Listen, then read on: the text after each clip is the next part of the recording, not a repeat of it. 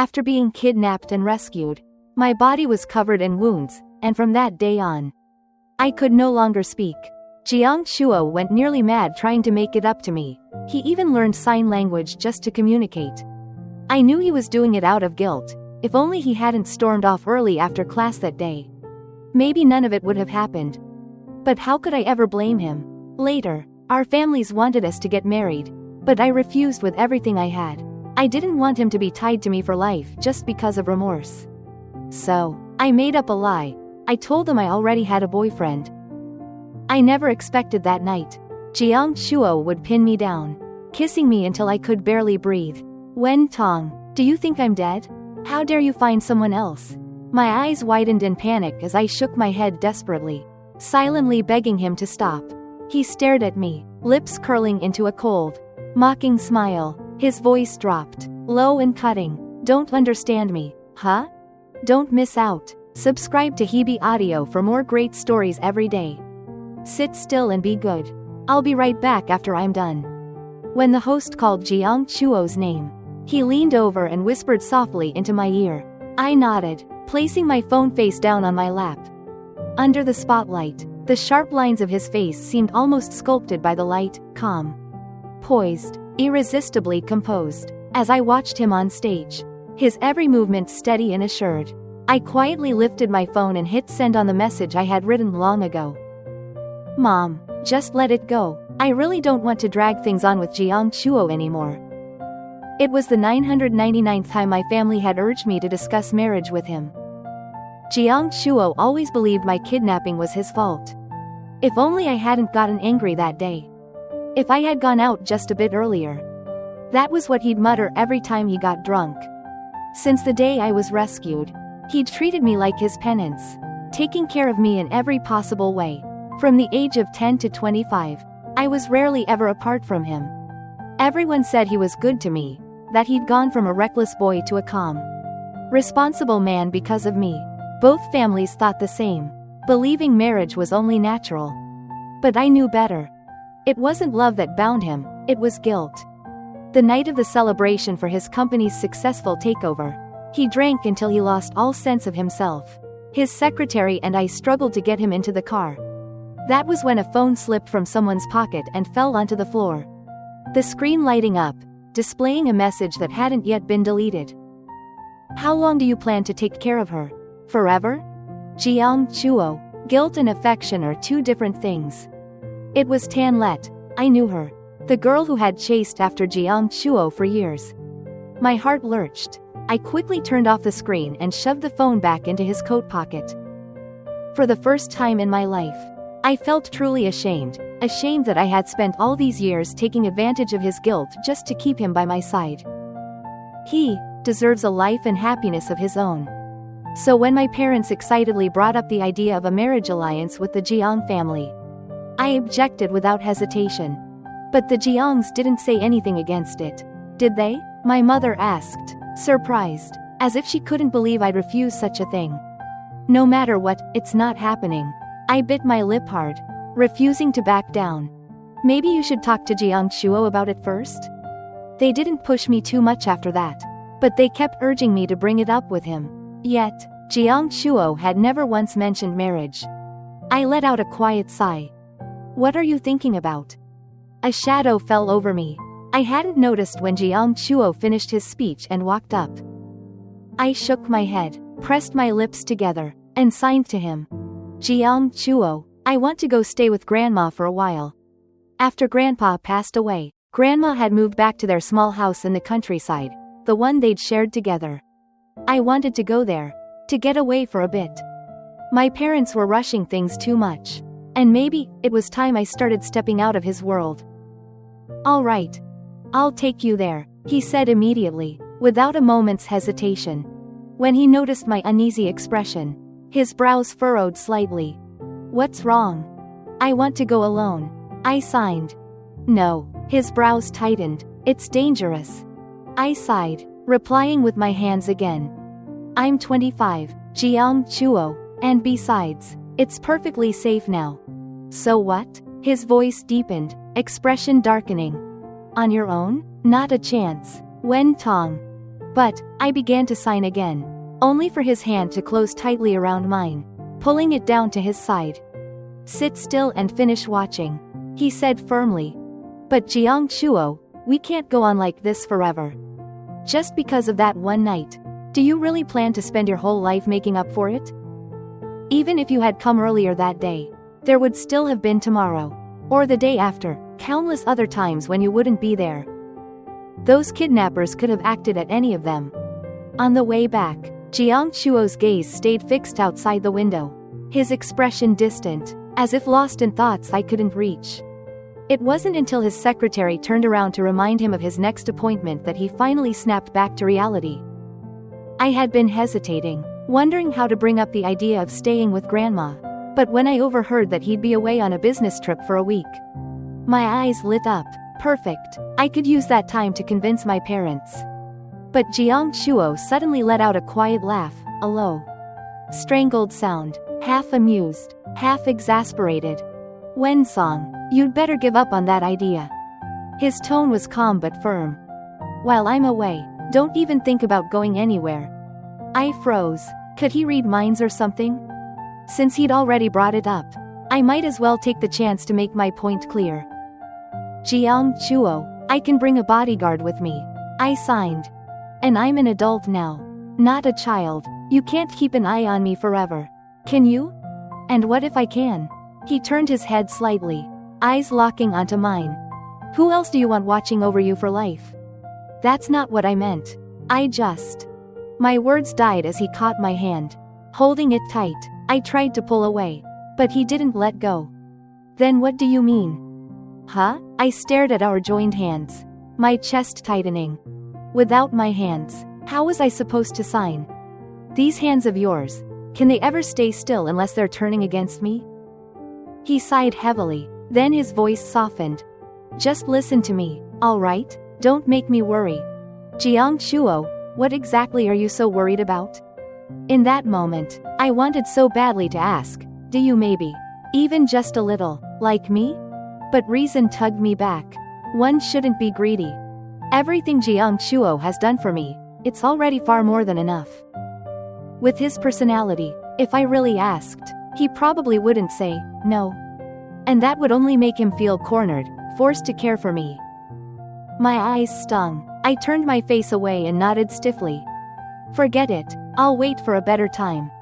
But before that chance ever came, I heard the news. Giang Chuo had met Tan Let again. The photo his secretary posted flashed before my eyes. Giang Chuo leaning down, talking to her. I laughed bitterly, yet somewhere deep down, I felt oddly relieved, as if a long trial had finally reached its verdict. People are right. Those meant to meet will always meet again. No matter how far they've gone. Even after all those years abroad, Tan Let still found her way back to him. That night, as expected, no video call came, only a message, late, from an unknown number. "Miss Wen, how long do you plan to keep Giang Chuo tied to you?" Attached was a short audio clip. "So you're really going to trade your whole life for guilt?" That single syllable, his voice, I knew it too well. When things are uncertain, you can still fool yourself into hope. But once the truth is laid bare, there's nothing left to dream about. My tears fell uncontrollably as I replayed that recording over and over. "I'm sorry, Giang Chuo, this unfair relationship should have ended long ago. It was my own greed that kept you bound to me for so long. When I insisted on going to my grandmother's hometown, my parents shot down the idea immediately. Absolutely not. It's too dangerous for you to go alone. We'll talk about this after Giang Chuo gets back." Watching them react as if this was the most natural thing in the world, I could only sigh. Why do we have to wait for Giang Chuo? I typed into my notes app. He's taken care of me for so many years. Can't we stop bothering him? My father frowned as he read the screen. Is something going on between you and Giang Chuo lately? I bit my lip, hesitating for a long moment before finally playing the audio recording. After listening, their faces morphed into disbelief. Maybe it's a misunderstanding? My father analyzed calmly. The recording is so short. Who knows what was said afterward? Little song. You can't jump to conclusions based on a single sentence. He's right. My mother added, the way Giang Chuo has treated you all these years, it doesn't seem like it was just out of guilt. Seeing how difficult it was for them to accept, I tried to be gentle, typing again on my phone. He's always been a responsible person. All this time, I've felt that what he does for me doesn't come from affection. Besides, I actually like someone else now. This time, my parents were completely stunned. You like someone? My mother asked, her eyes narrowing with suspicion. You've only ever been close to Giang Chuo your entire life. Where would you have had the chance to meet anyone else? You're not just making this up, are you? Of course not. I'm telling the truth. Seeing their lingering doubt, I steeled myself and added, if you don't believe me, I'll bring him home for you to meet tomorrow. But please, about the recording, don't tell anyone. Keep it a secret. After finally convincing my parents, I retreated to my room and buried my head deep under the covers. Hiring a boyfriend was the easy part. A simple online post and a bit of money would do the trick. But what came next? My parents were so fixated on the marriage alliance with the Giang family because they believed in trusting me and our family's assets to someone as reliable as him was the only way they could be at ease. I couldn't selfishly disregard my parents' lifelong efforts. As my thoughts tangled, a video call from Giang Chuo lit up my phone. I placed it face down, not wanting to answer, but he was persistent, calling again and again. Finally, I couldn't stand it anymore and picked up. Wen Tong, how many times have I told you to keep your phone with you at all times? Giang Chuo's angry voice immediately came through. Do you just treat my words like air? He always got this angry when I missed his calls. I was used to it. Perhaps realizing he'd been too harsh, he sighed, his voice softening. I didn't mean to yell. I just called so many times and you didn't answer. I was going crazy with worry. When I remained silent, he leaned closer, his intense gaze burning through the screen. Are you angry? I shook my head, forcing a smile, trying to keep my expression normal. You're pouting like that and you say you're not angry.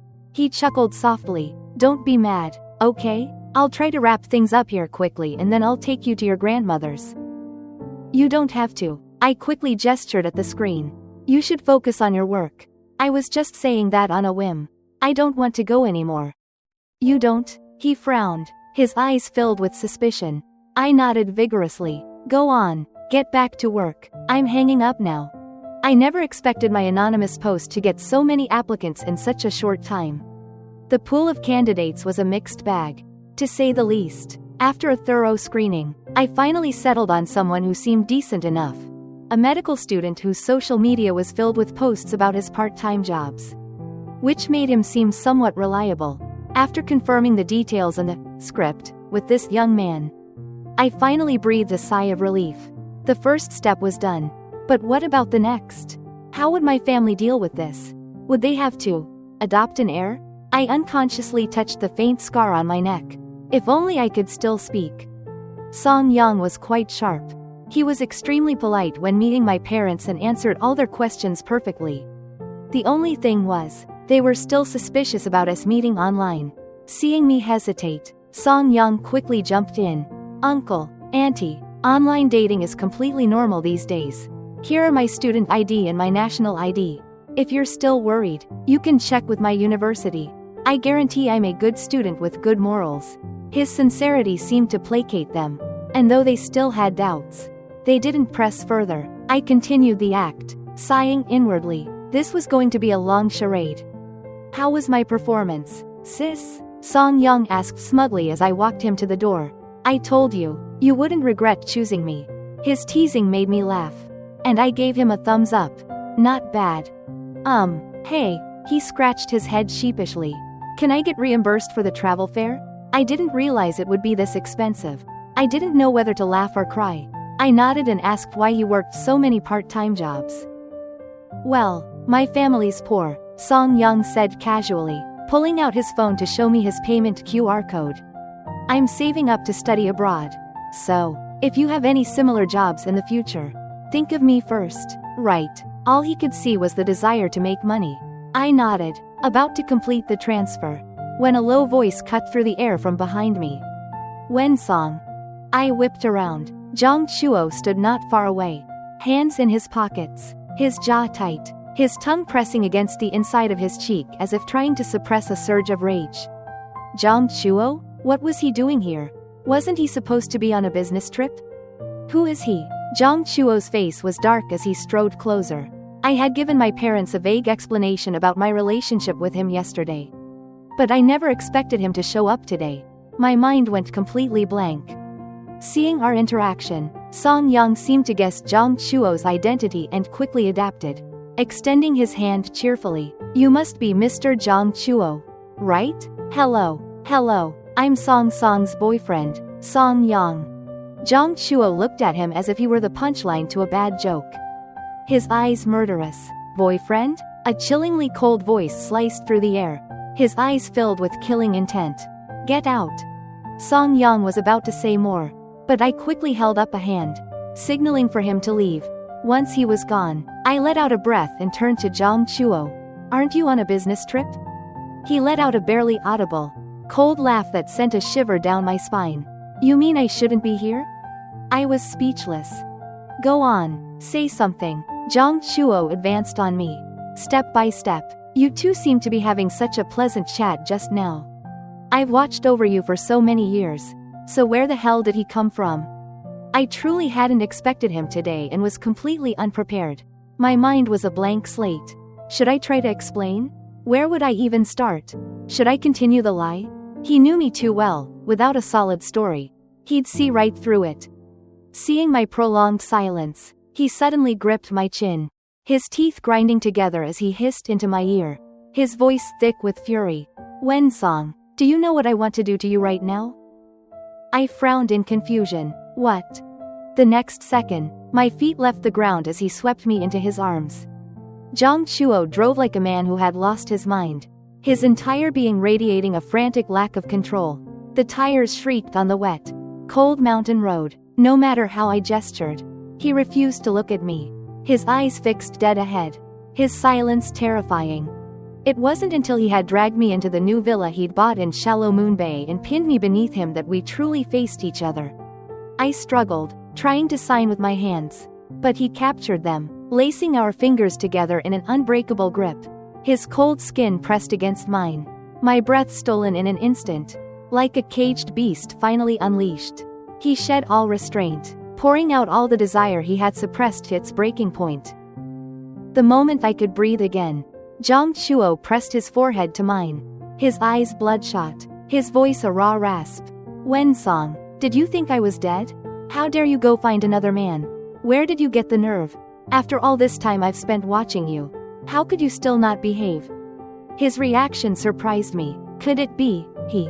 If I still couldn't understand his feelings at this point, I would be a true fool.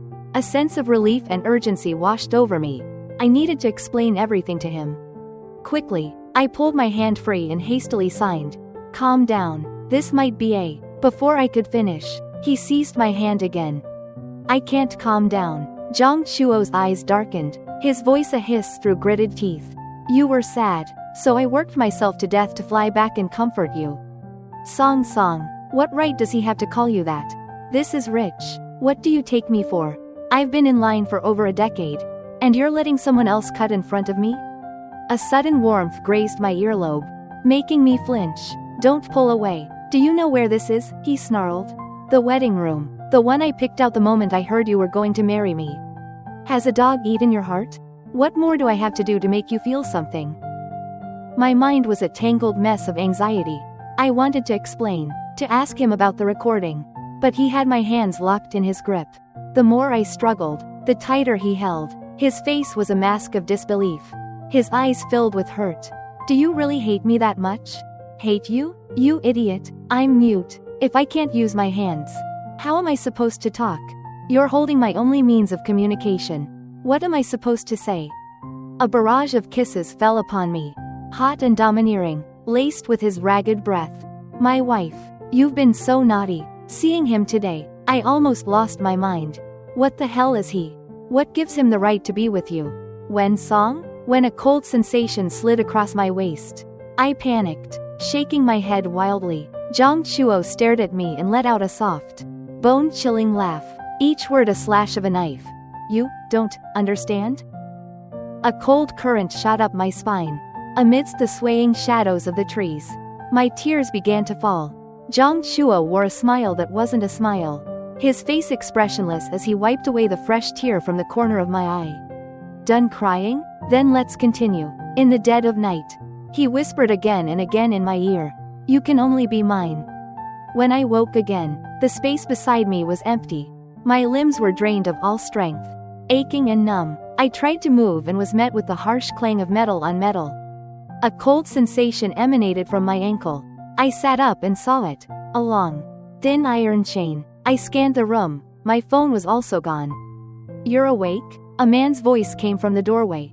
I turned my head. Giang Chuo stood in the shadows, holding a bowl of noodles. He walked straight to the bed and placed the bowl on the nightstand, never once looking at me. "The chain is long enough. You won't have any trouble using the restroom. There's ointment on the sink. I already applied some for you this morning. Put more on later." He tossed out the words indifferently and turned to leave. The heavy wooden door clicked shut with a final thud, plunging the room back into silence. I stared at the closed door and could only sigh. Every day, Giang Chuo brought 3 meals and then left immediately, never once meeting my gaze. No matter how I signed or what noise I made, he wouldn't even glance over. Yet, every night, he would hold me tightly from behind, refusing to let go. I knew we couldn't go on like this. So, I deliberately knocked over a bowl of soup. The hot liquid splashed onto the back of my hand, leaving an angry red mark. Hearing the crash, Giang Chuo burst in, pulled me into the bathroom, and ran cold water over the burn. "Wen Tong, are you an idiot? You'd hurt yourself just to get out? Do you hate me that much?" I seized the moment and grabbed his hand. He froze but still avoided my eyes, refusing to look at me. Coward, I took a deep breath, stood on my tiptoes, and gently kissed his Adam's apple. Giang Chuo went completely still. I turned his face toward me, smiled, and signed, "Can you listen to me now? I hired that person to put on an act because I thought you didn't like me. Before, I received a recording. It's on my phone." A flicker of doubt crossed his eyes as he tried to discern the truth in my words. I gestured helplessly at the chain on my ankle. "You have me chained up like this. Where could I possibly run? Please, can you get my phone for me?" Half believing, half doubting, he retrieved the phone, his hand trembling slightly as he handed it to me. His voice was fierce, but his trembling eyelashes betrayed his true feelings. "Wen Tong, if you dare lie to me, you're dead."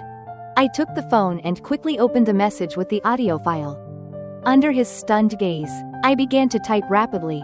"Giang Chuo, I always thought you were good to me out of guilt. That, and our parents were always pushing for us to get married. After I heard that recording, I really thought you didn't like me, so I didn't want to bother you anymore. That's why I hired Song Yang, to fool my parents and make them give up hope." Giang Chuo stared at the screen, his face as dark as ink. The silence stretched on for what felt like an eternity before he finally spoke. His voice barely a whisper. "Wen Tong, do you know what I said after that part of the recording?" He said, I have to, because every time I think about the possibility of losing you again, I go mad with fear. So in this life, the next life, and the one after that, for all of eternity, I want to spend my entire life repaying you." He lowered his head and pulled me into a crushing embrace, squeezing me so tightly I could barely breathe.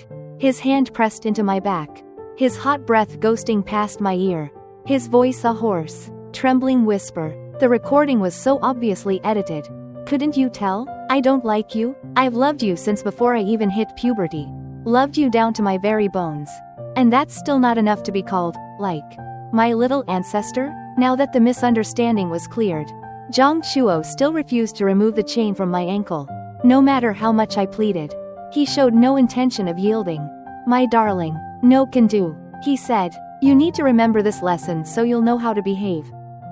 I bit my lip, climbed onto his lap, and pressed my lips to his.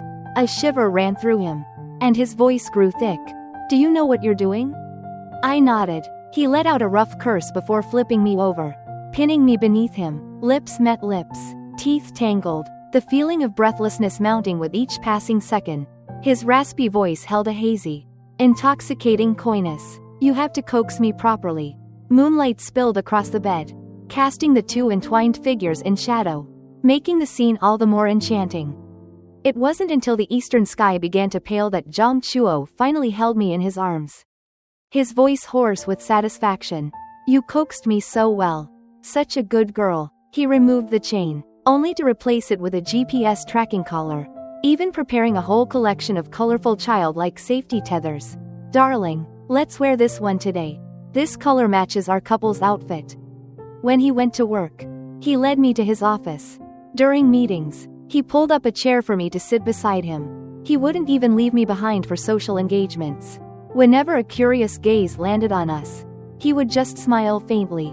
"My apologies, my wife is a bit of a handful." I was mortified and had protested countless times. "I'm an adult," I signed. "Two grown adults, walking around with a child's safety tether? It's so embarrassing. Besides, we're stuck together 24/7. There's no personal space. They say a healthy relationship requires individual independence."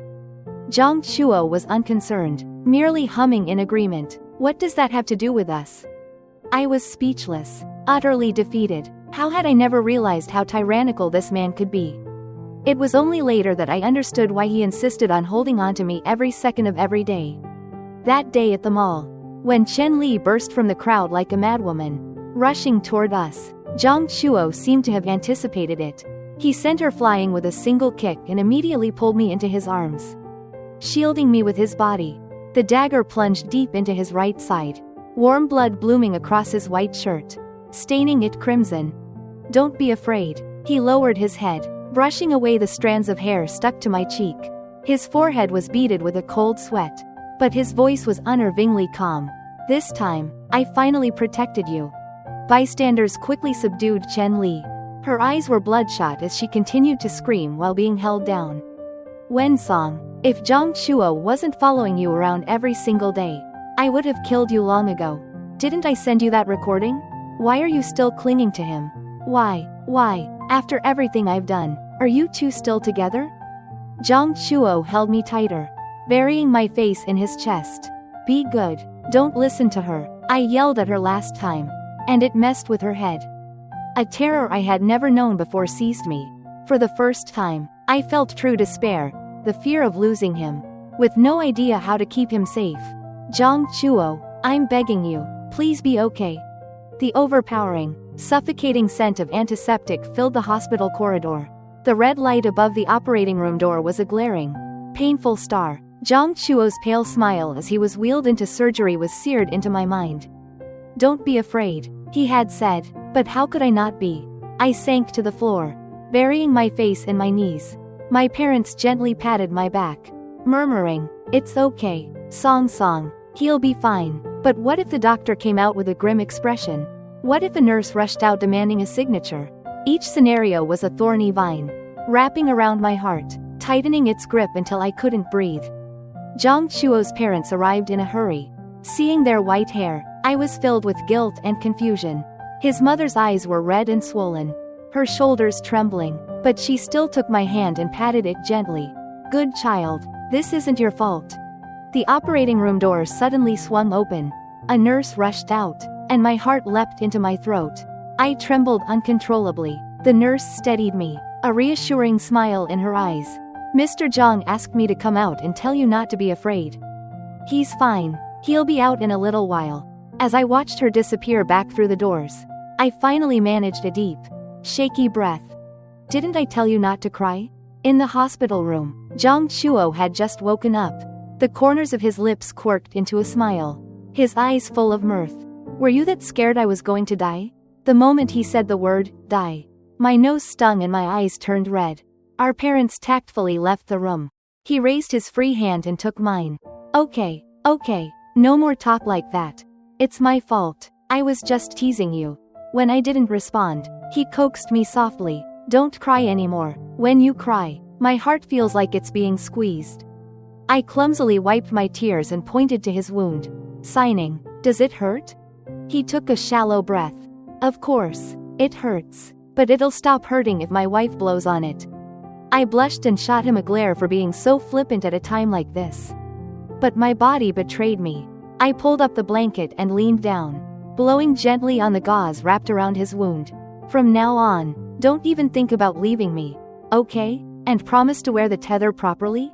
I kept my head down, carefully blowing, and nodded obediently, completely missing the triumphant glint in his eyes. Since being hospitalized, Giang Chuo had become incredibly clingy. One moment he'd demand I feed him his meals. The next he'd want me to feed him fruit. Then he'd complain his wound was itchy. Or demand I tell him stories using sign language. Tell me more, Tilda. He had just had his dressing changed. His lips still a bit pale, but his fingertips were stubbornly clasped around my hand. The doctor said you need to rest. I signed helplessly, trying to soothe him, but his grip only tightened. His thumb stroked my wrist, as if confirming its warmth. I can't rest without my wife. He tilted his head, his long lashes casting a faint shadow beneath his eyes. So feed me some fruit. I was about to refuse sternly when he gave my wrist a gentle tug. Giang Chuo pushed himself up slightly and pressed his forehead into the palm of my hand. His voice still a little stuffy. My dearest wife, be good, Tilda. My ears instantly turned scarlet. I fumbled for the plate of sliced apples, speared a piece with a fork, and brought it to his lips. A mischievous glint flashed in his eyes as he leaned in, deliberately catching my fingertip in his mouth as he bit into the apple. This man, my face felt like it was on fire. I shot up and glared at him. Giang Chuo looked thoroughly pleased with himself and was about to say something when the doctor walked in. Mr. Giang is recovering very well. He can be discharged next week. The doctor closed the file and gave a few more instructions. I nodded eagerly, memorizing every word, but as soon as I walked the doctor out and turned back, I was met with Giang Chuo's dark, smoldering gaze. His eyes were locked on me, his possessiveness on full display. What were you smiling about? I signed, confused. He sneered. What were you smiling at him for? The doctor? I sighed internally and walked over to appease him.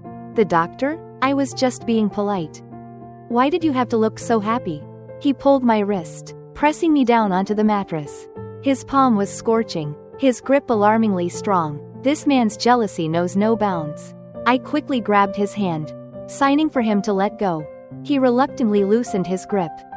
The doctor said you can be discharged next week. Of course I'm happy, I explained. Only then did his expression soften slightly. He wrapped his arms around my waist, pulling me close and burying his face in the crook of my neck.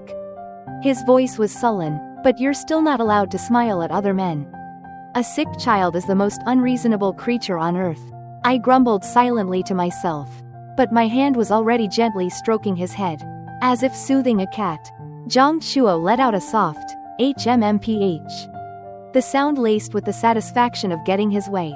His embrace tightened, but then his hands began to wander restlessly downward. I yelped silently and grabbed his hand, glancing meaningfully at his wound to remind him. His eyes were bloodshot, his voice a raw, strained rasp, thick with restraint. It's fine, I'll be gentle. I was so embarrassed I signed desperately. There are people outside. He let out a low, sensual chuckle. What's there to be afraid of? As long as I don't make a sound, it'll be fine. The happiest people after Giang Chuo and I officially became a couple were definitely my parents. When I got home, I jokingly chastised them for not calling me once recently. They just smiled knowingly and glanced over at Giang Chuo beside me. My face flushed, and I secretly reached behind my back to pinch Giang Chuo's hip. Yet, he acted as if he didn't feel a thing, instead gripping my hand tightly and continuing to discuss the wedding seriously with my parents. My parents originally intended to take things slow, but Giang Chuo pushed hard to have the wedding within a month. My belongings were systematically moved to Shallow Moon Bay. Seeing the once empty house slowly fill up with shared items, I began to dream about our future life together. If only I hadn't opened that door. That day, I intended to find some tools to hang the new decorative painting I'd bought. Seeing Giang Chuo in a meeting in his study, I went to look for them myself. Out of habit, I opened the basement door, and the moment I flipped the light switch, my entire body froze. The sealed room was filled with indescribable paintings of me and Giang Chuo. From the blue and white school uniforms to our current adult appearances. Every stage was meticulously recorded in sketches. The figures in the paintings, whether it was me or him, were shockingly alien, and the poses and expressions were utterly face-burning and maddening. My mind felt like it exploded, my face burning as if on fire. I didn't think twice, turning and fleeing the place.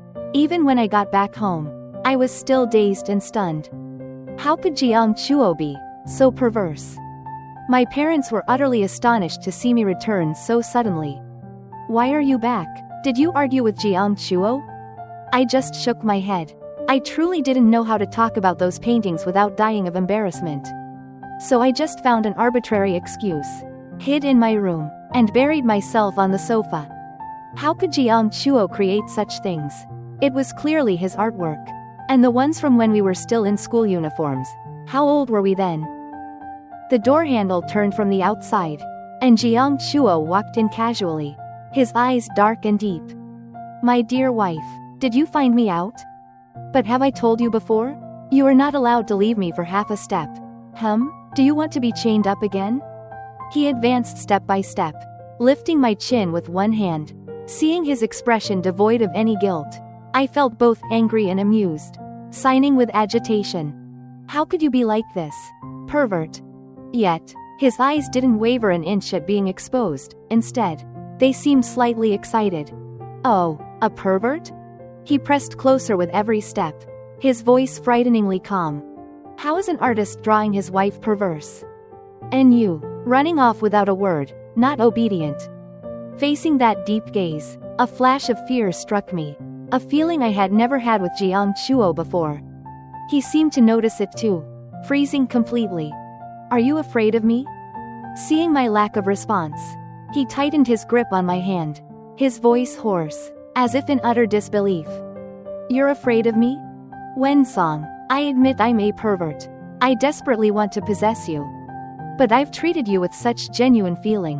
Are you going to sentence me to death just because of this? His voice choked, carrying a heartbroken sob like a wronged water buffalo. Images from the past flashed before my eyes. In those years, Giang Chuo's figure was always like a silent shadow closely following me. Did I hate him? It seemed I didn't. I had gotten used to him always being there, used to him deciding everything for me. Wen Tong.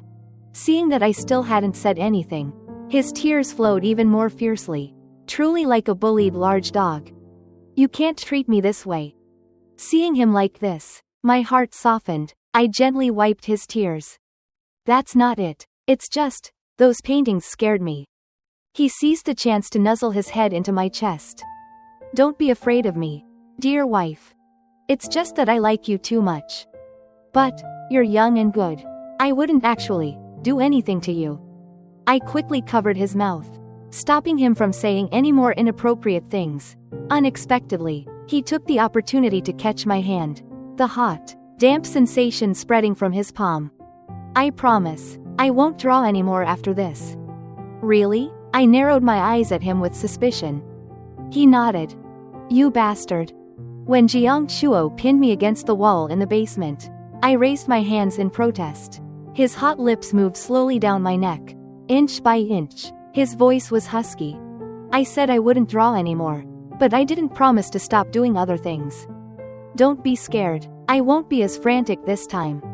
A faint, buzzing sound, like an electric current, seemed to echo against the wall. I suddenly remembered that iron chain.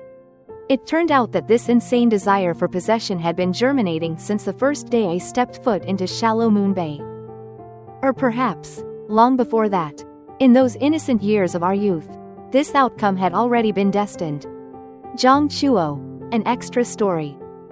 When Wen Tong was rescued and brought back, my heart felt completely choked. Seeing her body covered in injuries, her neck thickly bandaged, I just wanted to murder those two goddamn ransom kidnappers. My girl would never be able to speak again. Before, she used to call out my name, Giang Chuo, her eyes crinkling in a smile, soft and bright like sunlight. But the person I hated most was myself. It was only because I was busy playing basketball that day and lost track of time. If I had left a little earlier, none of this would have happened. From that day on, as long as she was home, I practically clung to her, day and night, never leaving her side. I wouldn't let anyone have the chance to hurt her again. How dare so many people fantasize about Wen Tong? Did they think I was dead? Every single one of them. I put them in their place. Serves them right. It's enough that she's next to me. Stop dreaming. You're all having a waking nightmare. It's a shame, she's still too young. I'll just record it with my drawings then. Good thing my dad forced me to learn how to paint. It's useful now. When my mother found out, she pointed right at me and screamed, "Pervert." I couldn't be bothered, as long as Wen Tong didn't know. It was fine. My parents mentioned the Wen family brought up the wedding. I was so happy I almost fell off my chair. I immediately started looking at houses and planning a surprise for her. But her reaction was ambiguous. Was she just shy? Then she suddenly insisted on going back to her maternal grandparents' house alone? Was I clinging to her too tightly? Fine, I have a business trip in the next few days. I won't bring her along and will give her some space. I was being bothered by some annoying lunatic from the past.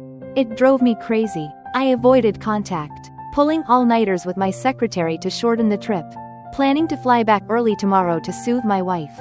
When I video called her, I couldn't help but snap. She seemed upset. Fine, endure one more night, and I'll make it up to her tomorrow. And yet, I was only gone for 2 days. Where did that bastard crawl out from? Song. He dared to call her that? I haven't even called her that yet. My chest hurt from the fury. If he was her boyfriend, then what the hell was I? Huh? Tell me, my precious. What are you signing now? I don't understand. Crying again? Cry more. Let it be a life lesson. My precious. Reason is useless now. My wife can only be mine. If she doesn't listen, I'll lock her up. That guy, Song Yang. Right? I really want to deal with him. But I'm afraid Wen Tong will be sad. So I'll save it for later. Her hands only know how to sign things I don't want to hear. Well, it's a good thing my wife can't speak. All I have to do is not look. If she scolds me, it's pointless. Oh, my wife initiated the coaxing. I was so stimulated I wanted to devour her right then and there. She was mad at me just because of a voice recording? Does anyone treat someone so devotedly just out of guilt? I'm head over heels in love with her. Who have I been doing all this for all these years? Is my wife blind? Can't she see it? My wife is so sweet it's killing me. I just want to tie her to my side. I don't want to be apart for a single second. Tie her up? No, I will. If I don't, I'll feel restless and uneasy. I immediately messaged my secretary to order various kinds of child leashes with locks and GPS trackers. I've dealt with Chen Li. That lunatic has a sick mind. I like my wife. I've taken care of her since she was a child. So what? What's wrong with that? I warned her, and she still kept tracking us. What was she planning next? Seeing that Wen Tong had been annoyed lately because I was constantly following her, I came up with a bold plan and deliberately took her to a crowded shopping center. Sure enough, Chen Li took the bait. When she lunged, I had already calculated the angle, stepping into the path of the knife. My wife was so worried she burst into tears. The strategy of using injury to win affection wasn't wasted. She probably won't dare to leave me again. Huh? Afraid my wife would cry forever, I asked the nurse to go out and comfort her. It was surprisingly effective, one word. And she blushed immediately. If I had known she was so cute, I wouldn't have pretended to be cold all those years. What a waste of time. Totally not worth it. I have to make it up to her twofold later. She keeps using my injury to avoid me. Humph. I shouldn't have gotten stabbed so badly. It's delayed everything. Are there people outside? They're calling for me. Not anyone else. What are you scared of? My dear wife? I hadn't been out of the meeting for long when my wife disappeared. Good thing I had the GPS tracker. I knew she went home. Otherwise, I would have gone insane. My wife discovered everything. She's afraid of me? No way. My wife can only love me. I know her personality too well. So, I started to cry, crying terribly. When she wiped my tears, I smiled secretly to myself. My wife is so easy to trick. So, in this life, don't you dare think you can escape from the palm of my hand.